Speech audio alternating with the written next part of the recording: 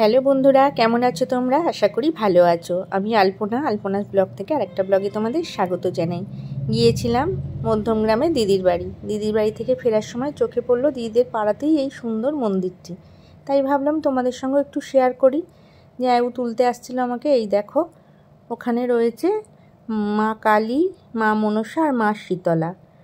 শ্বেত পাথরের বেদির ওপর গর্ভগৃহে মা বিরাজমান আর কি। আর এক পাশে রয়েছে এই যে, এইখানে রয়েছে দেখো শিবলিঙ্গ। মা যেখানে বাবা সেখানে, বেশিরভাগ মন্দিরেই দেখা যায়। আর মন্দিরটা বেশ বড় সড়ো মন্দির, কিন্তু ওই যে বাইরে গ্রিলটা খুললেও তখনও এই গ্রিলটা খোলা হয়নি, ওই জন্যই দূর থেকেই একটু দেখিয়ে দিলাম। আর এদিকে রয়েছে গ্রহরাজ, মানে বড় বাবা আর কি।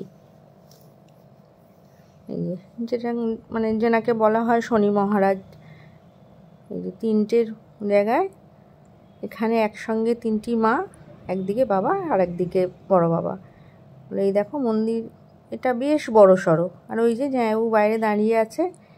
চলো এরপর তোমাদের যে মন্দিরটা শেয়ার করবো, আমার এত ভালো লেগেছে তাই তোমাদের সঙ্গে নিয়েই সেই মন্দিরটিতে যাব মনস্থির করেছিলাম। দূর থেকে দেখা যায়, এর আগেও দিদির বাড়ি গিয়েছিলাম, দেখেছিলাম এই মন্দিরটি। খুব ইচ্ছে ছিল যাওয়ার, তা ভগবান টানালো, তাই হয়েও গেল। তাই আমিও দর্শন করব, সঙ্গে তোমাদেরও করাবো। এই হলো মন্দিরের তরুণটি। ওপরে একটি নটরাজ করা, অসাধারণ সুন্দর, দুপাশে দুটি সখী শঙ্খ হাতে। আর এইটা মানে ওনাদের বাড়ির সঙ্গেই এই মন্দিরটি, এত সুন্দর। চলো ভেতরে ঢোকা যাক। ওখানে জুতো খুলে আর ভেতরে গেলাম। যাওয়ার পথেই বাঁদিকের এই পাঁচিলটিতে চোখে পড়লো এই দেখো গণেশ মহারাজজি। তারপরে ঢুকে দেখলাম এই দেখো পাঁচিলটাতে এত সুন্দর, এটি হলো কৃষ্ণের যে বিশ্বরূপ, সেই রূপটি করা আছে। কি সুন্দর করে মূর্তিগুলো তৈরি করা হয়েছে পাঁচিলের মানে দেয়ালের মধ্যে। যে শিল্পী করেছে তার শিল্প দিয়ে এত সুন্দর করে ফুটিয়ে তুলেছে। এই দেখো পুরো পাঁচিলটা এরকম সব ঠাকুরের মানে পুরোটা করা। দুর্গা, নৃসিংহ, কৃষ্ণ, বামন অবতার, মানে বিভিন্ন অবতারগুলোকে করা রয়েছে। এখানে লক্ষ্মীনারায়ণ। আর এই দেখো মেন মন্দিরটি এত চমৎকার, এত সুন্দর। আর ঠাকুরগুলো দেখবে, মাসিটি আবার লাইটগুলো জ্বালিয়ে দিল, মানে সন্ধেবেলা এবার কিছুক্ষণ পর সন্ধ্যা আরতি হবে। এই দেখো সুন্দর সাদা শ্বেত পাথরের বেদির ওপরে এত ভগবান বিরাজমান। মানে এই দিকে আছে মা কালী, বাবা লোকনাথ বাবা, আর গোপালটা তো অসাধারণ। ওখানে গোপাল, রাধা কৃষ্ণ, মানে সব রকম ঠাকুর আছে, গণেশ। এই যে মা সর্বমঙ্গলা,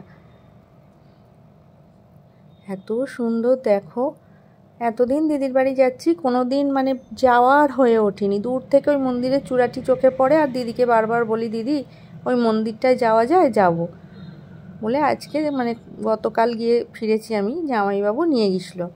এই দেখো পুরো পাঁচিলটা এরকমভাবে সুন্দর করে সব দেবদেবীর মূর্তি করা রয়েছে। আর মাসি আবার বললো এদিক দিয়ে এসো, মা কালীকে এদিক দিয়ে ভালো দেখা যায়। এই হলো মা, কি চমৎকার, কি সুন্দর। ওপরে দেখো, ওপরে সিলিংটাতে একটা ঝাড়বাতি রয়েছে, খুব সুন্দর সাদা শ্বেত পাথরের মন্দিরটি পুরো। বলে ওখান থেকে পুরো মন্দিরটা দর্শন করে এবার ফিরবো। আবার যদি কোনো দিন আসি আবার তোমাদের সঙ্গে নিয়ে আসবো। আর সন্ধ্যেবেলা আরতি হয় বলে ওরকম চেয়ার দিয়ে দেয়, সবাই বসে আরতি দেখে ওখানে। চলো এবার এখান থেকে বেরিয়ে যাই। এই যে, আর ওই যে নটরাজটি যে করা আছে ওর পিছন দিকটা, এই দেখো। ওখান থেকে বেরিয়ে গেলাম। মানে এখান থেকে বেরিয়ে এটা হলো মানে সূর্যসেন লেন, তার উল্টো দিকে ক্ষুদিরাম লেন আর কি। এই যে তোমরাও যদি কেউ কোনো দিন ওখানে যাও, মানে মাকে বাবাকে দর্শন করে আসতে পারো। উল্টো দিকের গলিটা হলো সূর্যসেন লেন, এটা মধ্যমগ্রামে। আর এই যে সর্বমঙ্গলা মন্দির আর শহীদ ক্ষুদিরাম লেন আর কি এটা। চলো আমরা চৌমাথা থেকে বাস ধরতেছিলাম, এখানে আবার আরেকটি মন্দির আছে, এই যে বাবা মহাকাল মন্দির। সেই জায়গা বললো দেখবে, বললাম নিশ্চয়ই দেখবো। বলে চলো তোমাদেরও নিয়ে যাই। সামনে দেখো দুপাশে সুন্দর রঙ্গন ফুলের গাছ লাগানো আছে। ঢুকতেই প্রথমেই চোখে পড়বে মহাবীর। এই যে ঢুকতেই প্রথমেই আছে মহাবীরের একটি মন্দির। এটিও শ্বেত পাথরের বেদির ওপরে একটি সিঁদুর বর্ণ মহাবীরের যে পঞ্চবটী পর্বত নিয়ে এসেছিল সেই রকম মূর্তিটি করা রয়েছে। আর এই পাশে এই যে একটি পাথরের শিবলিঙ্গ করা আছে। তারই পাশে পার্বতীর একটি মূর্তি আছে, আর সামনে নন্দী মহারাজজি আছে। মানে গ্রিলগুলো দেয়া ছিল তো ভালোভাবে এ করে নেওয়া যাচ্ছিল না, তাও তারই মধ্যে চেষ্টা করেছি, যেটুকু পেরেছি তোমাদের দর্শন করালাম। এই যে কিন্তু আমার কপাল খুব খারাপ, মেন গর্ভগৃহটাই ছিল বন্ধ। এই যে এখানে একটি ত্রিশূল লাগানো আছে, আর এই পাশে আছে একটি মনসা মন্দির। দেখো মনসা ঠাকুরের মূর্তিটাও কি সুন্দর, পাথরের সাদা মূর্তি। এই দেখো এত সুন্দর মনসা মূর্তিটাই, আর তারই পিছনে একটি সুন্দর মা মনসার ফটো মানে এ করে লাগানো রয়েছে। এই দেখো, আর এই যে ওই হলো বাবার মেন গর্ভগৃহ। কিন্তু যাও বললো পাশের ওই জানলাটি দিয়ে দেখো একটু এসছো যখন দর্শন করে নাও, আর তোমার বন্ধুদেরও তোমার পরিবারের সকলকে একটু দর্শন করে দাও। এখানে হলো মায়ের ওপরে বাবা।